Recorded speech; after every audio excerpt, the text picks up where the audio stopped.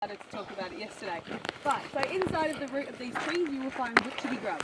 So it's got that round shape like I was talking about with the side heads yesterday, and it acts as a funnel.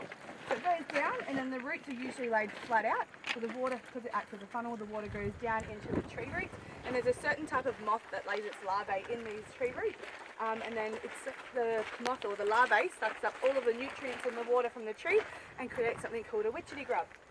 The way that you can tell if there is the witchetty grub in one of the trees is the tree would be dead or almost dead. So this one you will not find any witchetty grubs because it's a tree full of life.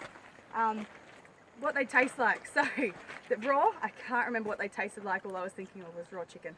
All I was thinking as I was eating it wasn't the greatest, but cooked they taste just like potato. Like I've cooked them up on tour before when we haven't been having lots of rain, and everyone said that it literally just tastes like potato. Bush. That tree behind you, that's the mulga that I've mentioned a few times. So mulga, also the spearheads and what they would use for the first level of punishment, is they would also use to make the boomerangs. So their tree roots, instead of going every different direction like a lot of other trees, they spread out and they go like, it's almost like they're all completely straight out like this. So that's what they would use to make their boomerangs.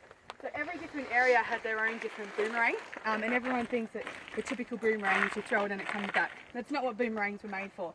There are like 30 different types of boomerangs just in the central Australia, but the one in this area that they would use was mainly for killing.